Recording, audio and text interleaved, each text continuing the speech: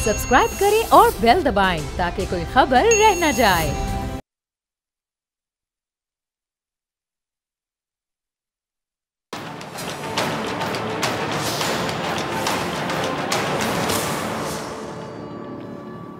अस्सलाम वालेकुम नाजरीन, मैं हूं डॉक्टर फिज़ा अकबर खान और मैं हूं पाकिस्तान और आप देख रहे हैं पाकिस्तान के सबसे बड़े न्यूज़ चैनल का नंबर 1 प्रोग्राम ऐसे नहीं चलेगा।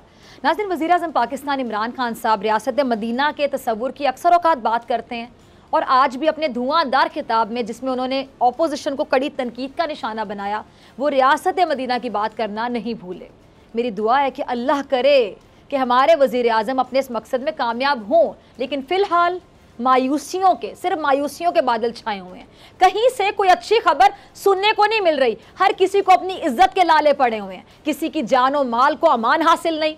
लोग सवाल पूछ रहे हैं कि क्या ये है रियासत मदीना, क्या ये है नया पाकिस्तान, क्या ये है रियासत मदीना का वो तस्वुर जो हमारे वजीर आजम इमरान खान साहब ने देखा। क्या वाकई इमरान खान साहब, आज मैं आपसे पूछती, दिल पे हाथ रखिए और बताइए, इसको कहेंगे आप रियासत मदीना? क्या ये है कायद आजम का पाकिस्तान? कल बच्चों से ज्यादती के मामले पर दिल शदीद परेशान था, बहुत परेशान था। और आज बोल टीवी के प्रेसिडेंट, हमारे बहुत ही अच्छे साथी और मोहब्बत करने वाले इंसान नबील जुकोरा साहब के गाने मुझे यकीन जाने झंझोड़ कर रख दिया। हम सबको झंझोड़ कर रख दिया जो जो उनके साथ काम करते हैं। मुझे गुमान होने लगा है कि कहीं हम जंगल में तो नहीं बसते जहाँ कानून नाम की कोई चीज़ नज़र नहीं आती, क्योंकि जंगल में कानून नहीं ना होता। नबील जुकोरा स्क्रीन पर नहीं आते थे, मतलब कोई प्रोग्राम नहीं करते, एज अ होस्ट आप उनको नहीं देखते, एज एन एनालिस्ट आप उनको नहीं देखते। लेकिन मैं आपको आज बताना चाहूँगी कि बोल टीवी की स्क्रीन पर आप जो कुछ देखते हैं, ये उन्हीं की मेहनत, काबिलियत, सलाहियत और प्रोफेशनलिज्म की बदौलत है। वो अपने काम में जितने माहिर हैं, उतनी खुश इखलाक, शफीक, हमदर्द, मिलनसार और सबसे बढ़कर एक बेज़रर शख्सियत के मालिक हैं। हर एक के साथ मोहब्बत, शफ़क़त से पेश आना नबील साहब की पहचान है। यकीन जानिए, मुझे बहुत शौक़ लगा जब मुझे ख़बर मिली। एक मिनट के लिए यकीन नहीं आया कि ऐसा भी हो सकता है कि इतने अच्छे इंसान को कोई अगवा कर सकता है। यानी इतने अच्छे इंसान की किसी से कोई दुश्मनी नहीं है, इनको किसने अगवा कर लिया, क्यों कर लिया? इस अगवा के पीछे आखिर कौन हो सकता है? क्या मकसद हो सकता है? क्या कोई साजिश है, वारदात है, क्या है ये? कौन पता लगाएगा? सबसे बड़ा सवाल, कौन पता लगाएगा? क्योंकि हम जंगल में तो नहीं रहते। 24 घंटे गुजरने के बाद भी कोई सुराग नहीं मिल सका। अफसोस, सद अफसोस। नबील साहब को दफ्तर से वापसी पर उनके साथी, उनके साथ शिबुल हसन, उनके साथ कल रात अगवा किया गया गुलशन इकबाल से।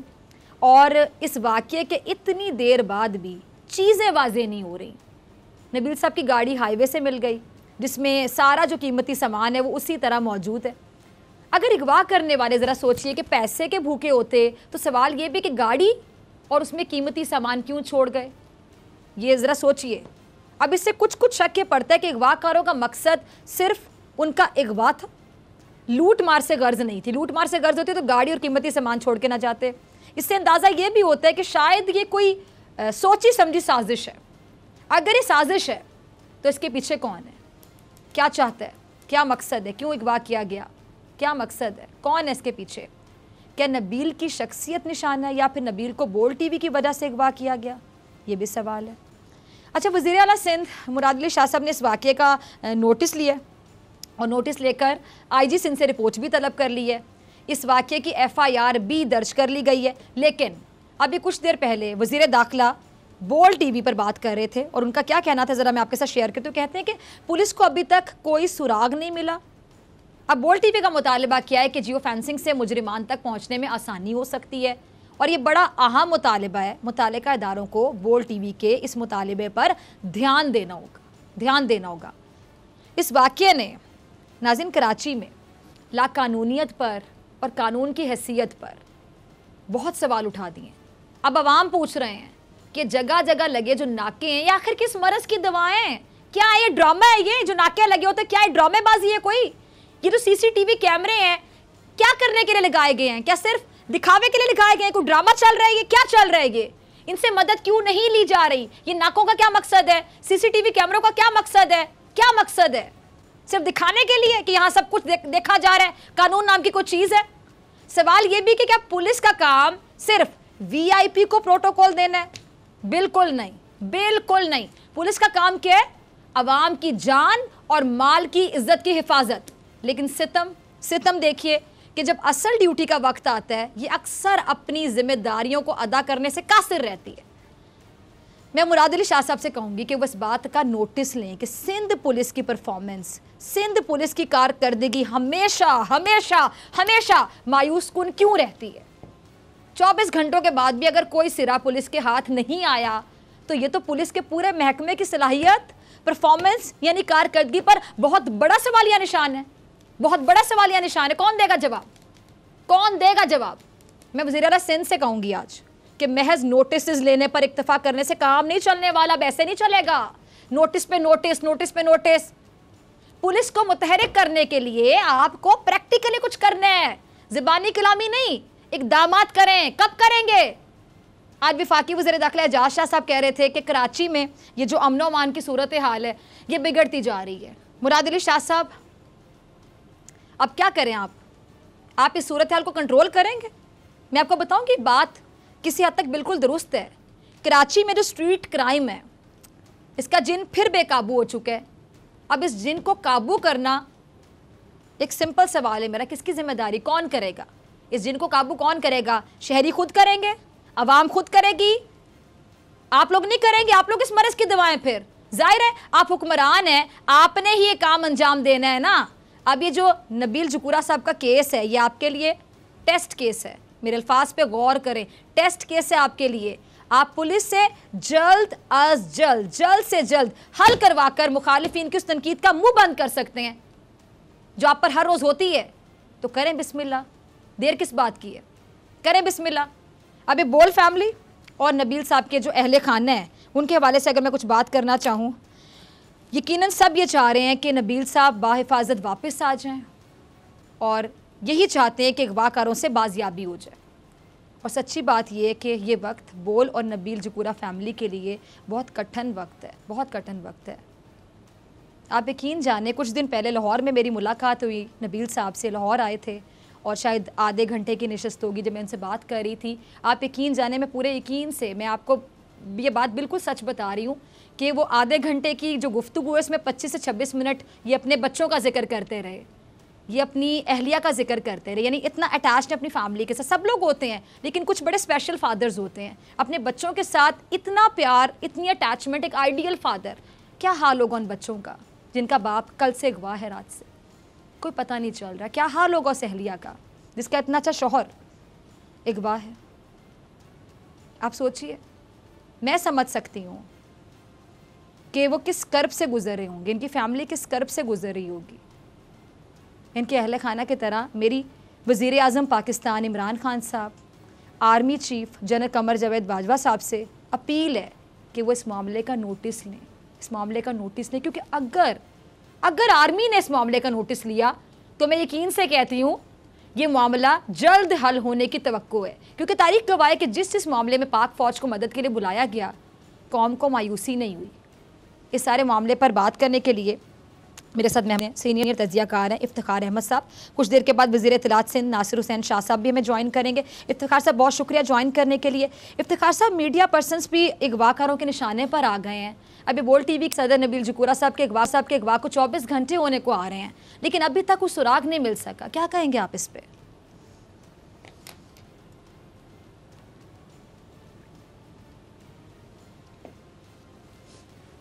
जी इफ्तिखार साहब, मुझे सुन पा रहे हैं? जी मैं आपको सुन पा रहा हूँ। इफ्तिखार अहमद साहब, जी इफ्तिखार साहब, हमारे बोल टीवी के जो प्रेसिडेंट हैं नबील जुकूरा साहब, उनके अगवा को 24 घंटे होने को आ रहे हैं लेकिन कुछ सुराग नहीं मिल सका। कौन है रिस्पॉन्सिबल, कौन जवाबदेह है, किससे पूछें हम? बुनियादी तौर पे तो रियासत की जिम्मेदारी है कि हम सब लोगों को प्रोटेक्ट करे और ये उसकी सिर्फ जिम्मेदारी नहीं बल्कि अगर हम लफ्ज़ इस्तेमाल करें कि उसकी आइनी जिम्मेदारी है तो साफ ज़ाहिर है कि जहाँ ये वफाक की जिम्मेदारी है वहाँ पे इस सूबे की भी जिम्मेदारी है। और जहाँ से आदमी मिसप्लेस हुआ है, जहाँ से अगवा हुआ है, जहाँ पे शक है कि वो अगवा हुआ, उस हिस्से की ज़्यादा जिम्मेदारी है हुकूमत की कि वो ढूंढे। और इस सिलसिले में अगर उसको वफाक की एजेंसियों से भी मदद लेनी पड़े तो उसको वफाक की एजेंसियों से फौरी मदद लेनी चाहिए क्योंकि किसी भी इंसान की ज़िंदगी जो है उसको बचाना सबसे अहम रिस्पॉन्सिबिलिटी है रियासत की। जी, तो ये जो रियासत मदीना की बात करते नहीं थकते हैं इफ्तिखार साहब, हमारे वज़ीर आज़म पाकिस्तान जब भी को खिताब करते हैं, धुआंधार खिताब आज भी कि तो रियासत मदीना कैसी होती है? रियासत मदीना जहाँ पे 2.5-3 साल के बच्चों का रेप हो जाए और उसके बाद लाशें मिलें, मतलब चीर फाड़ के पेट भी आपका फाड़ के फेंक दिया जाए और उसके बाद इस तरह आपके गवाह के वाक़यात होते जाए। रियासत मदीना तो ऐसी नहीं हो सकती, नजर नहीं आ रहा वज़ीर आज़म साहब को? पहली बात तो है कि मैं इस मामले में इस लफ्ज़ के इस्तेमाल के बारे में बहुत सारी रिजर्वेशन रखता हूँ। रियासत मदीना का तस्वर उसका ख़त्म हो जाता है जब नबी करीम सल्लल्लाहु अलैहि वसल्लम आखिरी नबी जो हैं और उसके जो साथी हैं वो एक रियासत को चलाते हैं। उसके बाद रियासत के चलने के साथ वो तस्वर आहिस्ता आहिस्ता मादूम हो जाता है। आप उसको इस्तारे के तौर पे, तशबीह के तौर पे तो इस्तेमाल कर सकते हैं, लेकिन ये दावा नहीं कर सकते कि आप रियासत मदीना कायम कर सकते हैं। अब कोई शख्स भी रियासत मदीना वैसे कायम नहीं कर सकता जो आखिर नबी ज़मा के दौर में थी और उनके साथियों के दौर में थी। पहली बात तो ये बड़ी वाज़ेह हो जानी चाहिए कि ये मेरी सोच है, मुमकिन है मैं गलती पर हूँ। दूसरी बात यह है कि जैसा मैंने आपको कहा, आपने कहा बच्चे अगवा हो रहे हैं। अब बच्चों के अगवा होने के बारे में बहुत हाहाकार मची, खासतौर पर पंजाब में जब कसूर के अंदर ज़ैनब रानी के साथ ज्यादती की गई तो फैसला किया गया, हम सब लोग जज्बाती हो गए और आखिरकार हमने उस आदमी को फांसी दिलवा दी जिसके ऊपर ये इल्ज़ाम था कि इसने ये हरकत की है। इसके लिए कोई कानून साजी होनी चाहिए और तमाम सूबों को कानून साजी करनी चाहिए थी। अगर वफाक सूबे के मामला में मुदाखलत करता है तो मुदाखलत करके एक ऐसी कानून साजी करवा ले सारे सूबों में। और उस औरत के साथ जो ज्यादती हुई है अभी तक उसके बारे में फैसला नहीं हो सका, उसके मुल्ज़मान के बारे में फैसला नहीं हो सका। हालांकि दावा ये किया गया कि हम चंद दिनों में पकड़ लेंगे और जिस साहब की जिम्मेदारी लगाएगी और जिनको तैनाती दी गई लाहौर में वो आज तक नाकाम है उसमें भी। तो ये सारी सूरत आपके सामने है और मैं समझता हूँ कि हुक्मरान जमात के जो लीडर्स हैं उनको अपने सियासी मुखालफिन को हर वक्त बुरा कहने की बजाय अब वक्त देना चाहिए इन अमूर के ऊपर जो रियासत को चलाने के अमूर हैं, जिसमें लॉ एंड ऑर्डर है, जिसमें गुर्बत का खात्मा है, जिसमें पॉलिसी मैटर्स हैं। बिल्कुल, और बिल्कुल टॉप ऑफ द लिस्ट है ये लॉ एंड ऑर्डर की। अगर मैं बात करूँ, अच्छा इफ्तिखार साहब, मैं ज़रा नाज़रीन को याद करवाती चलूँ, आपको भी याद होगा कि वज़ीर आज़म साहब वज़ीर आज़म बनने से पहले भी जो कहते हैं 22 साल मैंने स्ट्रगल की, उनका कोई आप जलसा उठा के देख लें, जब भी वो बात करते थे पुलिस रिफॉर्म्स का जिक्र करना नहीं भूलते थे। रियासत मदीना और दूसरी बात पुलिस रिफॉर्म्स, पुलिस को हम ऐसे बना देंगे, गैर सियासी बना देंगे, पॉलिटिकल इंटरफेरेंस नहीं होगी, पुलिस आइडियल हो जाएगी। आपको याद होगा वो KPK वाले जो नासिर दुरानी साहब थे, फिर वो भी पता नहीं कहाँ गायब हो गए इस्तीफा देके। पुलिस रिफॉर्म्स की बात करने वाले वज़ीर आज़म साहब को अब पुलिस रिफॉर्म्स बिल्कुल याद नहीं है, क्योंकि पुलिस हम देख रहे हैं कि पुलिस का किरदार बल्कि पहले से भी अगर मैं को बदतर हो गया तो गलत नहीं होगा। इन 2 साल में ऐसे ऐसे वाकयात पेश आए हैं कि पुलिस तो पहले से भी बदतर हो गई है। और ये जो CCTV कैमरे लगाए जाते हैं, जगह जगह नाके होते हैं, ये कोई ड्रामा है? काम तो आते ही नहीं है कैमरे ना नाके। देखें, हमारे शहर में पूरा शहर लाहौर जो है वो कैमरों के हवाले है और हमारा कंट्रोल सिस्टम कराची के मुकाबले में भी बेहतर है। इसके बावजूद जराइम हो रहे हैं, कारें चोरी हो रही हैं, लोग अगवा हो रहे हैं, कत्ल की तादाद बढ़ गई है। और अब तो आप देखें CCTV कैमरे अगर इस्तेमाल हो भी जाएं और उसमें मुल्ज़मान की शक्ल आ भी जाए तो उनकी गिरफ्तारी जो है वो भी 5-6% है, इससे ज़्यादा नहीं है। तो हमें बैठ कर सोचना है कि हमने करना क्या है। क्या इस 22 करोड़ का मुल्क जो है इसको एक ऐसा मुल्क बना देना है जहाँ पे जंगल का कानून हो, जो ताकतवर हो, जो पैसे वाला हो, जिसके पास इन्फ्लुएंस हो, हाँ वो पॉलिटिकल हो, हाँ वो माली हो, वो बच जाएगा और दूसरे किसी को नुकसान पहुंचा देगा, अपने मुखालफिन को ख़त्म कर देगा? ये नहीं होना चाहिए। और अब ये टेस्ट केस है इमरान खान साहब के लिए कि भाई मैं पहले भी कह चुका हूँ कि 25 नंबर तो आपको दिए जाते हैं कि आपने आसिफ जरदारी और नवाज शरीफ की जो सजा देनी है उसके लिए आप उस पर लगे रहें। लेकिन जो बाकी 75 नंबर्स हैं जिसमें लॉ एंड ऑर्डर है, जिसमें गुर्बत का खात्मा है, बेरोजगारी का खात्मा है, सस्ती चीजें देनी है, सस्ती बिजली देनी है, सस्ता पेट्रोल देना है, सबको जिंदगी देनी है, हेल्थ के मामलात हैं, एजुकेशन के मामलात हैं, इनकी जो बाकी नंबर है 75 नंबर, ये पर्चा आपने कब हल करना है? इस पर्चे को हल करना शुरू कर दें, क्योंकि ये है बड़ी गहरी बात। बिल्कुल, ये है सर। वो 25 नंबर आपको ठीक है जी इफ्तिखार साहब, ठीक है जी, चलिए ठीक। इफ्तिखार साहब, तैमूर तालपुर साहब से नीर है, उन्होंने हमें ज्वाइन किया, जरा उनकी तरफ भी चलती हूँ। तैमूर साहब बहुत शुक्रिया ज्वाइन करने के लिए। और इफ्तिखार अहमद साहब भी मेरे साथ मौजूद हैं, सीनियर एंकर पर्सन है, सीनियर एनालिस्ट हैं। तैमूर साहब, ये बोल टीवी के जो प्रेसिडेंट अगवा हुए हैं, कौन है इसका जिम्मेदार? पुलिस क्या कर रही है? कानून नाम की कोई चीज़ नहीं वहाँ सिंध में। बिस्मिल्लाहिर्रहमानिर्रहीम। आज जैसे ये वाक़या पेश आया था तो चीफ मिनिस्टर ने मुराद अली शाह साहब ने उससे आईजी से बात की थी और एक्शन लेने को कहा था और हर मुमकिन इंतजाम करने के अहकामात आईजी को दे दिए थे। उसके बाद कुछ दोपहर को 2, 2:30, 3 बजे मैंने बात की थी CCPO कराची से, गुलाम नबी मेमन साहब से। तो वो अपने कोशिशों में लगे हुए हैं। थोड़ा क्योंकि सिचुएशन टेंस है, उनको किडनैप किया गया है, पर अगर वो किडनैप और रैंसम होता या कोई डाटा टाइप की होता तो उनकी पर्सनल बिलोंगिंग, जिनकी वर्थ थी, उन चीज़ों को टच नहीं किया गया। तो it is right now a little difficult कि हम सही डायरेक्शन बता सकें, पर आई थिंक इसके लिए हमारी जो एजेंसीज हैं, रेंजेस है, खुफिया agencies, they should help us out to find the location. Last location कहाँ मिली, उनके पास कहाँ गए। तैमूर साहब, मुझे ये चीज समझ नहीं आ रही कि इतना बड़ा शहर है कराची, यानी वहां से कुछ जंगल में तो रहते नहीं है, जंगल से तो किडनैप नहीं, इतने बड़े शहर में कराची में किसी को अगवा कर लिया जाए, CCTV कैमरे लगे होते हैं, आप लोगों की जगह जगह नाके लगे होते हैं। आप लोग तो आए दिन क्लेम करते हैं कि जी सिंध में तो सब कुछ बेहतरीन है, दूध शहद की नहरें बह रही हैं, लॉ एंड ऑर्डर सबसे बड़ी मेरे ख्याल से रिक्वायरमेंट होती है, किसी के लिए भी तमाम शहरियों का बुनियादी हक होता है। अगर आप उसमें नाकाम हो गए हैं तो फिर मैं क्या कहूँ, मतलब कराची से किसी को अगवा कर लिया जाना, यही बहुत बड़ा सवालिया निशान है ना सिंध हुकूमत की कारकर्दगी पर, पुलिस के किरदार पर। डॉक्टर फिजा, देखिए, I told it's premature to comment on it, पर आपको पता हो ये कहाँ से कंट्रोल होते हैं, कैमरा का कंट्रोल कहाँ पर होता है। जब मतीउल्लाह साहब किडनैप हो गए तो फरतुल्लाह बाबर क्या है कि उठ के मांग के थके, जी पता तो चले हमें, आप वो CCTV कवरेज दें जिसमें से हम देख सके कि किसने उनको उठाया और किसने वापस छोड़ा, पर हमें वो मिला ही नहीं। अगर आप सिंध हुकूमत की बात करिए तो आपने देखा राइट अवे चीफ मिनिस्टर ने एक्शन लिया, IG एक्शन में आ गया, we were in touch with all the SSPs, हमने पूरी पुलिस को मोबिलाइज कर दिया, उन सारे इलाकों में हमने नाके लगा दिए।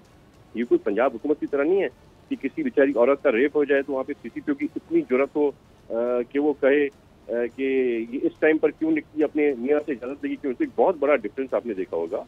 आप ये नहीं तैमूर साहब, आई एम रियली सॉरी, मुझे ये अच्छा नहीं लगा कि आपने कंपैरिजन किया। इतनी ये दुख की घड़ी है, मतलब नबील साहब की फैमिली भी TV देख रही होगी, जिन बच्चों का बाप अगवा किया उन बच्चों से पूछें जरा कि उनकी क्या हालत होगी, हो सकता है उन्होंने सुबह से खाना ही ना खाया हो। आप इस टाइम पे कंपैरिजन प्लीज ना करें, मुझे नहीं अच्छा लग रहा है कि इस टाइम पे पंजाब पुलिस और सिंध पुलिस का कंपैरिजन हो। आई एम श्योर कि अभी उनकी फैमिली अच्छा आगे चलते हैं। हमने कोई स्टोन, मुझे ये चीज अच्छी नहीं लगी ना, मैं तो सीधी बात कर देती हूँ, मुझे नहीं अच्छी लगी, मैंने इसलिए आपसे कह दिया। अच्छा, ये वर्ल्ड TV ने मुतालिका इदारों से जो जियो फेंसिंग का मुतालिबा कहते हैं तैमूर साहब, आप नहीं समझते कि ऐसे वाकयात में जियो फेंसिंग से मुजरिमान का सुराग लगाया जा सकता है? इसकी तरफ तवज्जो क्यों नहीं दी जा रही? बिल्कुल दी जा रही है। आज मुझे जो रिपोर्ट दी थी CCPO ने यही कहा था कि जियो फेंसिंग कर दी है, नाके लगा दिए हैं।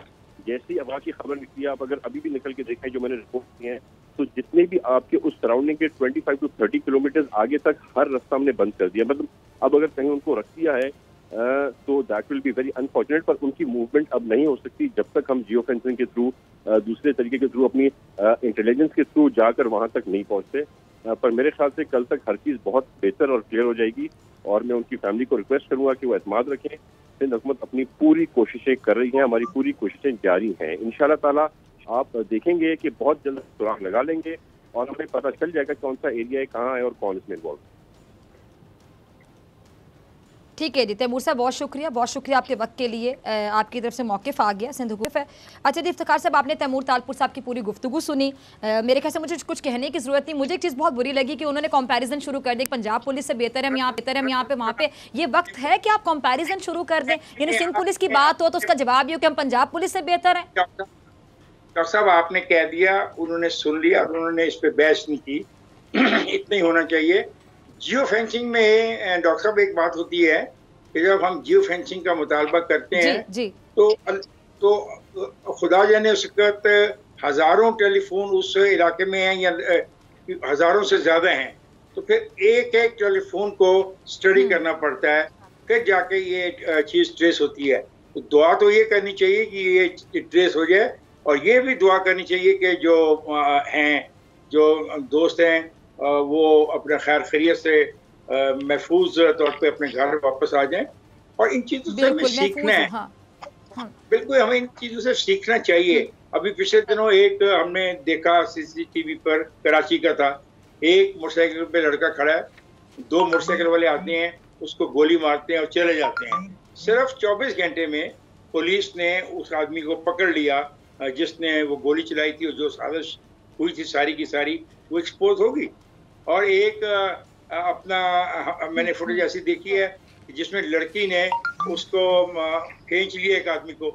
तो इस तरह के CCTV फुटेज का फायदा हो रहा है, लोगों को एक एहसास भी हो रहा है। तो जितने इलाकों में जितने ज्यादा कैमरे लोग लगाएंगे, कैमरे की कीमत 20-25 हज़ार रुपया है। यानी कि अगर कॉलोनियाँ चाहें, अगर दुकानदारों के अंजुमनें चाहें, अगर इलाके के लोग चाहें तो इतने पैसे इकट्ठे करके एक आधा कैमरा ऐसी जगह पे लगा सकते हैं जहाँ पे लोग आ रहे हो जा रहे हो। तो इस तरह भी हम पुलिस की मदद कर सकते हैं। और ये बहाने जो पुलिस के इनके पास रिसोर्सेज इतने नहीं है कि हर गली में कैमरा लगा सकें या हर मार्केट में कैमरा लगा सकें। तो ये जिम्मेदारी भी अब आवाम को समझ लेनी चाहिए कि हम भी बहुत अहम किरदार अदा कर सकते हैं। 20-25 हज़ार रुपया कंट्रीब्यूट करके, उसमें किसी का कंट्रीब्यूशन 500 होगा, किसी का 1000 होगा, लेकिन उसका फायदा बहुत होगा। हमें ये बड़ा अच्छा सजेशन आप दे रहे हैं, उससे फायदा बहुत हो सकता आना चाहिए मित्र, क्योंकि कम्युनिटी आखिरकार कम्युनिटी फाइट करती है ना। यूरोप में भी जब CCTV आ जाता है उनके पास, हालांकि उनका अपना सारा का सारा इंतजाम है, लेकिन फिर भी वो अपील करते हैं। अगर आप देखें तो एक अपील लिखी होती है कि अगर इस खाने को किसी ने देखा हो तो इन नंबरों के ऊपर राब्ता करें। क्योंकि जब आप CCTV को लेते हैं फिर आपको एविडेंस की जरूरत होती है, फिर प्रोसिक्यूशन होनी होती है। तो मेरा ख्याल है बतौर सोसाइटी भी हमें डट जाना चाहिए, और कराची वालों को खास तौर पे। और इस मामले में तो इसको दुआ की जा सकती है। मैं उम्मीद करता हूँ कि तैमूर साहब ने जो बातें की हैं, अगर तो वो जो कह रहे हैं वही हो रहा है, तो इस बात के इम्कान ज्यादा रोशन है कि कोई मुस्बत और अच्छा और खैर का कोई नतीजा निकलेगा इंशाल्लाह। ठीक है, बहुत शुक्रिया इफ्तिखार अहमद साहब मेरे साथ मौजूद थे। आपके तजिए के लिए मुझे ब्रेक पे जाना है, और ब्रेक से आने के बाद बात करेंगे हिंदुस्तान के हवाले से।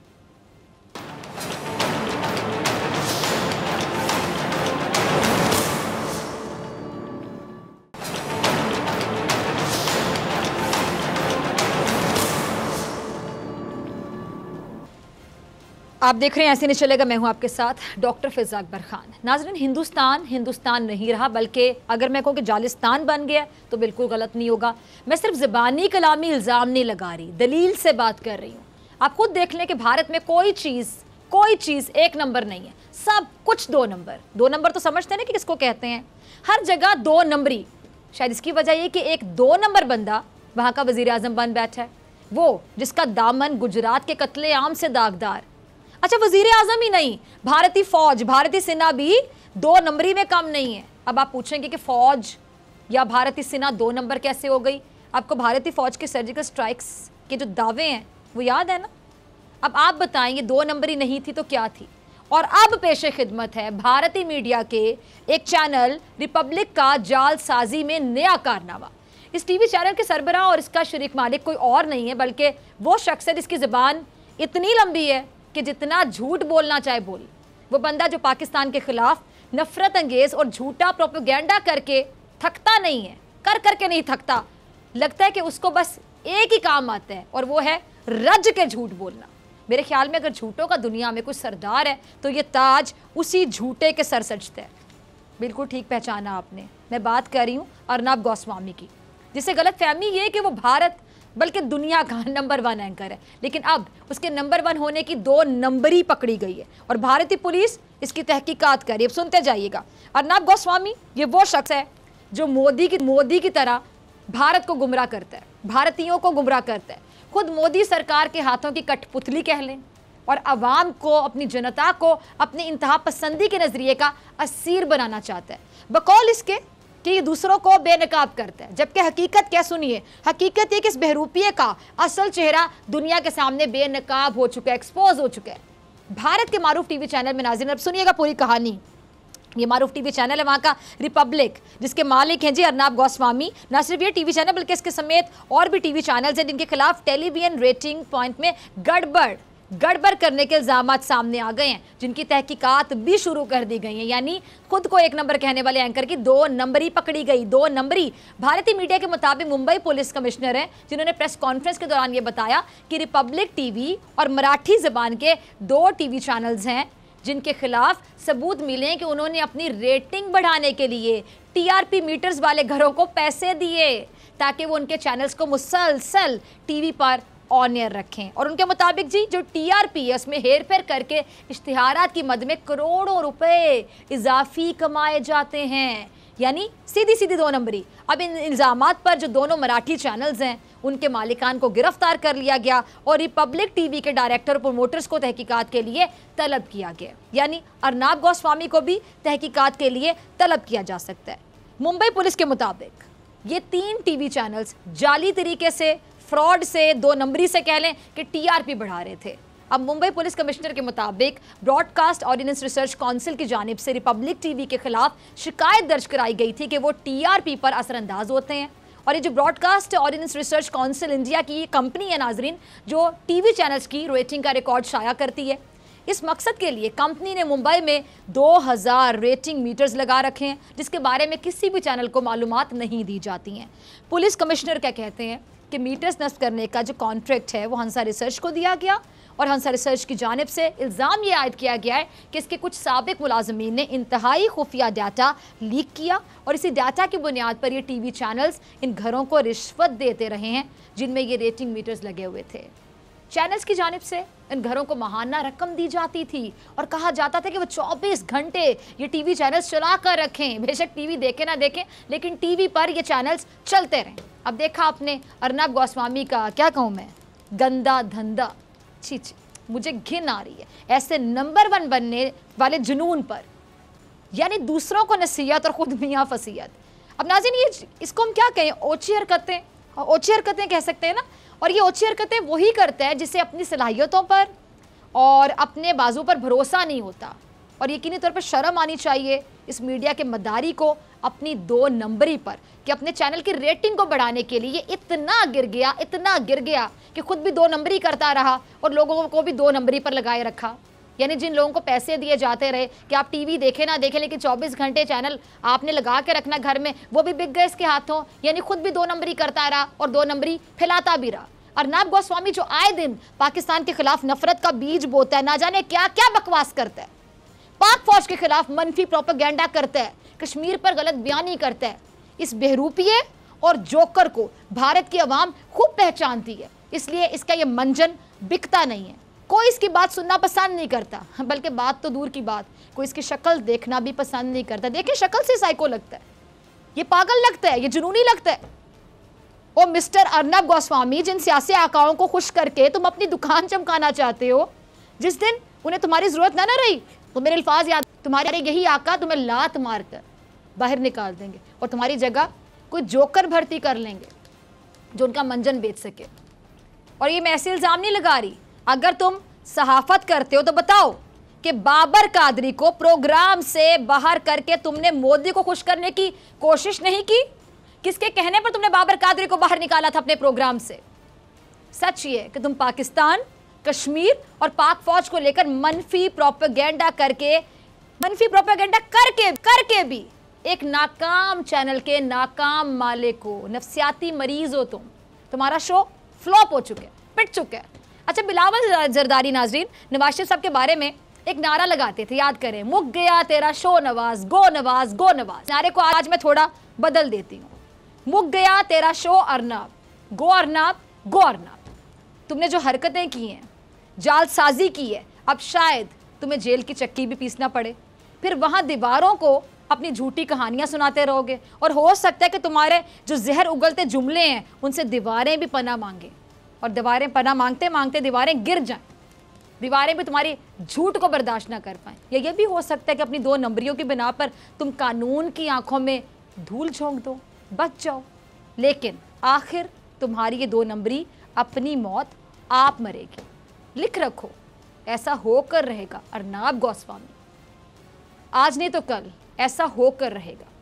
नाज़रीन, इस झूठे के जुर्म इतने हैं कि बेइज्जती का ये प्रोग्राम बहुत लंबा चल सकता है, लेकिन मुझे मेहमानों की तरफ भी जाना है और मेहमानों से भी बात करनी इस टॉपिक पे। तो मेहमानों से तारुफ करवाती हूँ। दो मौजूद मेहमान किसी तारुफ के मोहताज नहीं, मेरे साथ मौजूद हैं lieutenant general retired Amjad Shoaib साहब, सीनियर डिफेंस एनालिस्ट है। बहुत शुक्रिया जनरल साहब ज्वाइन करने के लिए। उनके साथ मौजूद है ब्रिगेडियर रिटायर्ड फारूक हमीद साहब, किसी तारुफ के मोहताज नहीं। ब्रिगेडियर साहब आपका भी बहुत शुक्रिया ज्वाइन करने के लिए। जनरल साहब, गुफ्तगू का आगाज़ मैं आपसे करूँगी। ये जो जाली रेटिंग का मास्टरमाइंड है अर्नब गोस्वामी, इसकी असलियत तो जनरल साहब सबके सामने आ गई है। ये वो शख्स है जिसने पाक आर्मी, पाकिस्तान के खिलाफ बहुत जहर उगला, लेकिन इसका मंजन बिकता ही नहीं। यानी इतना जहर उगलने के बाद भी इसको जाली रेटिंग का सहारा लेना पड़ता है। यानी हम कह सकते हैं कि भारत में पाकिस्तान मुखालिफत का जो नारा है अब वो पिट गया है। बिस्मिल्लाहिर्रहमानिर्रहीम। देखिए, बात यह है कि नेगेटिव प्रोपेगेंडा भी अगर उसमें कोई हकीकत का कुछ थोड़ा बहुत भी अंसर मौजूद हो तो उसकी कोई वक़्त होती है। ये शख्स तो अपनी एक धुन में लगा, बिल्कुल हमारी बुनियाद झूठ पे रखी हुई है जो कौम सुनना चाहती है। मसला यही होता है कि एक मकार आदमी ये सोचता है, ये रिसर्च करता है, ये देखता है कि लोग सुनना क्या चाहते हैं, लिहाजा वो हकायक को छोड़ के जो सुनना चाहते हैं उसकी कहानी बनानी शुरू कर देता है। नेचुरली उससे आपकी रेटिंग बढ़ गई या आपको देखने वाले की तादाद बढ़ गई। वो ये है कि ये आपने 2 नंबरी पकड़ी, लेकिन मैं एक मकार आदमी को देख रहा हूं जो कि शातिर है बहुत बड़ा। वो ये है कि जब मोदी हुकूमत में आए तो हिंदुत्व का जब प्रचार चला तो हिंदू कम्युनिटी जो है भारत के अंदर, वो उनके अंदर एंटी पाकिस्तान जब जज्बात बढ़े तो नेचुरली एक तूफान उठा। और आपने देखा कि मोदी जो कि एक दहशतगर्द था, इंटरनेशनल दहशतगर्द था माना हुआ, उसकी फिलॉसफी के ऊपर हिंदुओं ने एक अपना माइंडसेट बनाया और ये शख्स जो है उसको कैश करने लग गया। ये अपनी करतूत से मोदी को भी राजी कर रहा था और अपनी पब्लिक में भी पॉपुलैरिटी गेन कर रहा था। इस वजह से इसने वो नफरत की कहानी जो हिंदुत्व की थी वो बुनियाद रख के तो पाकिस्तान के खिलाफ इसने बातचीत करनी शुरू कर दी। ये लोग सुनना चाह रहे थे वहां पे। अब चीज ये है कि पहला झूठ ये खुला कि आप देख रहे हैं कि इसकी वो जालसाजी पकड़ी गई, ये जालसाजी है जो वो कर रहा था। अब आगे मजीद झूठ खुलते जाएंगे, जैसे भारत पाकिस्तान के ऊपर दहशतगर्दी का इल्जाम लगाता था और ये उसका आलाकार था अर्नब गोस्वामी, ये वही राग अलापता था कि जी आप टेररिज्म कराते हैं। अब टेररिज्म का भारत का भांडा फूटना शुरू हो चुका है और बाहर आने शुरू हो गई बातें, तो इन्हीं लोगों का मुंह काला होगा क्योंकि यही तो अपनी कौम को ये सुनाते रहे कि पाकिस्तान टेररिज्म करवाता है। जब दुनिया कहना शुरू करेगी कि भारत एक टेररिस्ट मुल्क है, हम कहते हैं, लेकिन शायद हमारी बात दुनिया ने उस तरह नहीं सुनी, लेकिन अब तो अमेरिकी जरीदा जो उनका है फॉरेन पॉलिसी उसमें भी आ गया उनमें, और रिपोर्ट बड़े मुस्तनद आदमी ने लिखी है जिसे किताबें लिखी हैं टेररिज्म पे, उसने रिपोर्ट लिखी है और उसने सारा भांडा फोड़ा है। तो ये चीजें जब खुलेंगी तो यही शख्स है जिसका मुंह काला भी होगा, लेकिन बारसूरत जालसाज है, वो फिर कोई कहानी गाड़ लेगा, लेकिन सच्चाई बिलाखिर सामने आती है और ये झूठ जो है इसने दफन होना ही होना है। तो देखेंगे कब तक जिंदा रहता है ये, इसका झूठ कब तक चलता है। मेरा ख्याल अब इसके बुरे दिन आ चुके हैं कि यानी ये जो मोदी ऐसे लोगों को खरीदता है, अर्नब गोस्वामी जैसे जो फेसेस हैं जिनको कठपुतली के तौर पे इस्तेमाल किया जाता है, जनरल साहब हम कह सकते हैं कि इंतहा पसंदी जो फैलाना चाहता है इस तरह के मीडिया के जरिए हिंदुत्व प्रमोट करना चाहता है, इस एजेंडे को प्रमोट करना चाहता है, फ़रोग देना चाहता है नरेंद्र मोदी, वो नाकाम हो गया, या हम कह सकते हैं कि लोग इंतहा पसंद ज़हनियत की चाल में फंस चुके हैं? नहीं, ये देखिए, एक तो है कि ये झूठ बोल के और अपने आप को ज्यादा प्रोमिनेंट करते हैं, मोदी की चाल कह लें या कुछ भी, लेकिन एक चीज जो हमें समझनी है वो ये है कि नेक्सस है मोदी का और इन लोगों का। लाजमन कहीं कुछ मफादात भी मौजूद हैं कॉमन इंटरेस्ट के, लेकिन उस नेक्सस की आप शक्ल देखिए। जैसे चाइना के साथ इनका भी हुआ मसला और चाइना ने इनका इलाका कब्जा कर लिया, तो वाहिद ये चैनल था जो अर्नब गोस्वामी जहां होता था, ये बजाय जो मोदी कह रहा था ये उसको प्रोपेगेट करता था, और इन्होंने टिकटॉक वहां पे बंद किया तो उसको इन्होंने इस तरह इसने पेश किया अर्नब गोस्वामी ने कि आज हमने बदला चुका दिया, भाई आपका 1000 किलोमीटर का इलाका चला गया, यही मोदी कह रहा था। एक्चुअली मोदी का भी मसला ये है कि वो अपना सियासी कैरियर बचाने के लिए वो अपनी 56 इंच छाती की कहानी सुनाता रहा लोगों को, पाकिस्तान के खिलाफ बोलता था। उधर आके चाइना के खिलाफ जब आया मसला, बिल्कुल आवाज बंद हो गई।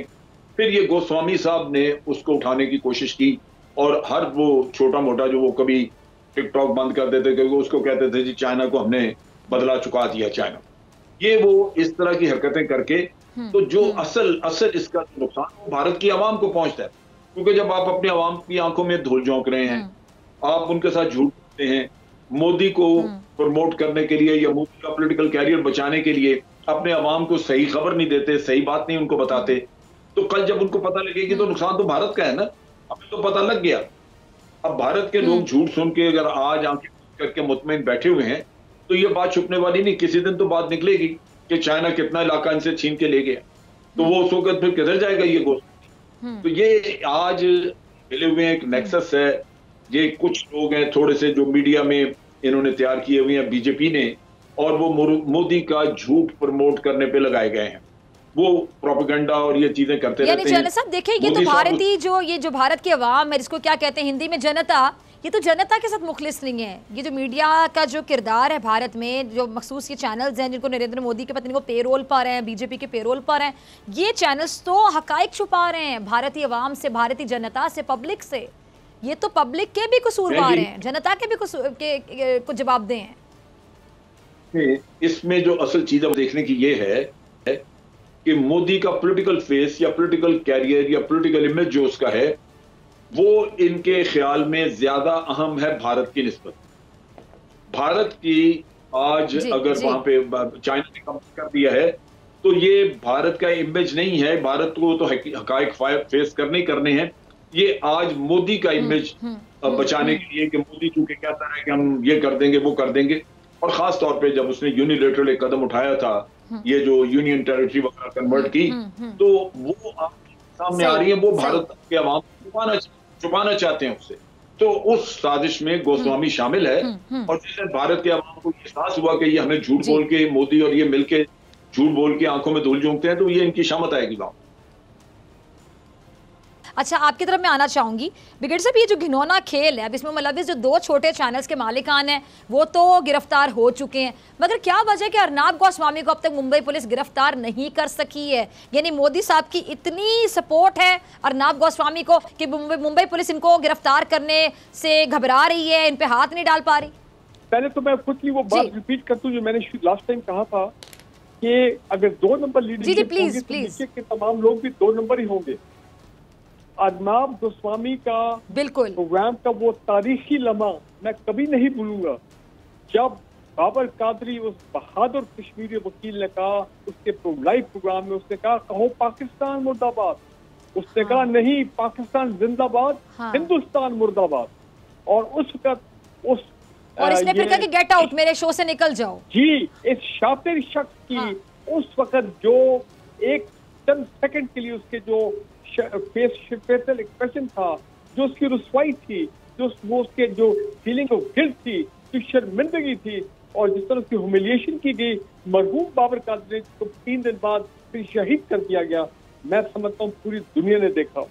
मैं ये कहना चाह रहा हूँ कि बाबर कादरी एक्चुअली एक टूल है, वन ऑफ द टूल्स जो कि प्राइम मिनिस्टर मोदी ने अपने हिंदुआता माइंडसेट, आरएसएस माइंडसेट, ये तमाम एंटी मुस्लिम जो उनकी कार्रवाई है, जिस तरह वो इंडियन ऑक्युपाइड कश्मीर में कर रहे हैं, ये ऐसे लोग उन्होंने पाल के रखे, खरीद के रखे हैं। तो आप कैसे समझते हैं कि जनाब जो इंडियन पुलिस है वो जाके उसको अरेस्ट करेगी? मैं समझता हूँ कि वो उसको बचाएंगे। ये तो आलिशान के लोग हैं। 2 नंबरी की आप बात करते हैं तो दहशतगर्दी में भी 2 नंबरी अब आ गई। The tide has turned against India. क्या ये पाकिस्तान को इन्होंने फंसाया FATF में, ग्रे लिस्ट में? मैं समझता हूँ जो आज फॉरेन पॉलिसी मैगजीन में जिस तरह इंडियंस की ह्यूमिलिएशन हुई है, जिस तरह चीन ने उनको फेंटे लगाई थी लद्दाख में, आज फॉरेन पॉलिसी रिसाले ने इनको बिल्कुल बेनकाब करके इनकी 2 नंबर रखती कि ये दाइश, RSS, इनका नेक्सस अलॉन्ग विद इंडिया के अंदर जो दहशत अफगानिस्तान में बिजी है, सेंट्रल एशियन रिपब्लिक में बिजी है, वो पाकिस्तान में कर रहे हैं गड़बड़। तो कहने का मतलब है ये दाइश कौन है? ये दाइश इसराइल की क्रिएशन है। सीरिया और इराक में जब ये जंग हारे हैं तो तो इंडियन रॉ और ये आरएसएस वाले उनको उठा के लेके आए अफगानिस्तान में, और पाकिस्तान का बॉर्डर जो केपी के साथ लगता है अफगानिस्तान में, वहां पे लाके इनको बिठाया, और तहरीक तालिबान पाकिस्तान के साथ मिलके और अफगान इंटेलिजेंस के रोग एलिमेंट्स के साथ मिलके इन्होंने पाकिस्तान के खिलाफ अब फिर आप देख रहे हैं दहशतगर्दी का वो मामला जो है शुरू करने की कोशिश की है। तो मेरा कहने का मतलब है कि ये एक्सपोज है, इंडियन मीडिया एक्सपोज है, अरबाब गोस्वामी जो है वो एक्सपोज हो गया, एक एक करके ये सब एक्सपोज हो रहे हैं। और मैं समझता हूँ पाकिस्तान को अब चाहिए कि हम इंटरनेशनल लॉ का जो मैकेनिज्म है, इंटरनेशनल कम्युनिटी, अब हम उधर जाएं और हम उनको कहें कि जनाब आपको और क्या सबूत चाहिए। कुलभूषण यादव एक जिंदा मिसाल है इंडियन स्टेट स्पॉन्सर्ड टेररिज्म की। इंटरनेशनल कोर्ट ऑफ जस्टिस के 18 जजेस ने कुलभूषण का कन्फेशनल स्टेटमेंट सुना। तो इंडिया स्टेट स्पॉन्सर्ड टेररिज्म पे अब हमें इनको लिटाना चाहिए, हमें इनको एफएटीएफ में लाना चाहिए, हमें इनको बैन करवाना चाहिए विद इंटरनेशनल ये जो ऑर्गेनाइजेशन है। और अभी जो हिंदू वहां गए थे, आपको याद होगा उनके साथ क्या किया, और वो कह रहे थे खुदकुशी कर ली। मतलब 11 लोग भी खुदकुशी कर सकते हैं जनरल साहब। बल्कि मैं आपसे पूछना चाहूंगी जनरल साहब, अभी भी दुनिया क्यों अंधी है? दुनिया को क्यों नजर नहीं आ रहा? दुनिया को कुछ सुनाई नहीं दे रहा, कुछ दिखाई नहीं दे रहा? कश्मीर के मामले पे दुनिया अंधी बनी बैठी हुई है जनरल साहब। लोग लिखे जा रहे हैं, रिपोर्ट शाया किए चले जा रहे हैं, मीडिया भी कवरेज करता है, लेकिन क्यों नजर नहीं आ रहा उनको इंडिया का, भारत का घिनौना चेहरा? ये सवाल मैं ब्रिगेड साहब आपसे भी पूछूंगी। जनरल साहब पहले आपसे जवाब लेना चाहूंगी। देखिए बात यह है कि दुनिया के अपने मफादात हो सकते हैं, दुनिया के अंदर मुनाफकत हो सकती है, लेकिन असल चीज होती है कि आप कितनी मेहनत कर रहे हैं, आप दुनिया के सामने क्या कुछ लेके आ रहे हैं, कितना उजागर कर रहे हैं। मेरा ख्याल हमारा भी कुछ कसूर इसमें है। पिछली गवर्नमेंट जो फॉरेन पॉलिसी हमने अडॉप्ट की वो तो टोटली प्रो इंडिया थी, जिसकी वजह से हम इंडिया की करतूत सामने ना ला सके। लेकिन अब भी हुकूमत जो कुछ करती है वो इतना नहीं है जो हमें करने की जरूरत है। आप देखिए कि 2 साल से हम एफएटीएफ में फंसे हुए हैं, सफाइयां पेश कर रहे हैं, लेकिन यहाँ पे हमारे पास कुलभूषण की मनी ट्रेल मौजूद थी, पता था कि उसने कितना पैसा कहाँ दिया है, तो हम भारत को एफएटीएफ में लेके नहीं गए। ठीक है, पिछली गवर्नमेंट जो है वो भारत की खिदमत करना चाह रही थी, लेकिन ये तो नहीं करना चाहती, तो ये कम से कम यही ले जाते, इन्होंने भी नहीं किया। तो मकसद कहने का ये है कि हमारे पास शवाहिद मौजूद हैं, हमारे पास मतलब कहने को बहुत कुछ है कि हम दुनिया को दिखा सकते हैं, लेकिन वो मेरा ख्याल है वो पॉलिटिकल विल नहीं है जिसके जरिए ये काम किए जाते हैं, या शायद हम उतनी मेहनत नहीं करना चाहते। ये एक इशू मौजूद है हमारा, जिसकी वजह से दुनिया में जो असल हकायक हैं या भारत का जो असल चेहरा है वो दिखाने में मुश्किल पेश आई, हम नहीं दिखा सकते। ठीक है जी, आखिरी मिनट ब्रिगेडियर साहब आपका भी लास्ट कमेंट मैं चाहूंगी। मैं क्विकली ऐड करूंगा कि इंटरनेशनल कम्युनिटी ने यह भी देख लिया, इनकी 2 नंबरी, बड़ा इनको प्राइड था, शाइनिंग इंडिया, ये इंडिया वो India. 44 Indian banks terror financing में, मनी लॉन्ड्रिंग में उनका जनाब आइडेंटिफाई हो गए। तो मेरा कहने का मतलब ये है कि अब वक्त आ गया है, जिसमें जल साहब भी कह रहे हैं, एक हमारी गवर्नमेंट जो है वो थोड़ा सा ये तकरीरों से निकले, तकरीरों से आगे चले और खुल के जाए एट इंटरनेशनल लेवल, इनको एक्सपोज करे, इनको लटाए वहां पे इंटरनेशनल लेवल, ताकि इनको भी पता लगे कि जब जो इन्होंने पाकिस्तान के साथ जो मैं समझता हूँ एक बड़ी नाइंसाफी हुई थी एफएटीएफ का तमाम मामला, इनको भी पता लगे। एंड मैं कह रहा हूँ the tide is now turning against India, ये याद रखें, हवा का रुख बदल रहा है। बिल्कुल बिल्कुल बदल रहा है। ठीक है जी, जनरल साहब और ब्रिगेड साहब दोनों का बहुत शुक्रिया वक्त देने के लिए, आपके तज्जिए। किसी के साथ डॉक्टर फिजा अकबर खान को दीजिए इजाज़त, आपसे मुलाकात होगी इंशाल्लाह पीर के रोज़, सेम टाइम सेम चैनल। अगर ज़िंदगी ने वफा की दुआ में याद रखिएगा, अपना अपने प्यारों का बहुत ख्याल रखिएगा। अल्लाह ने के बाद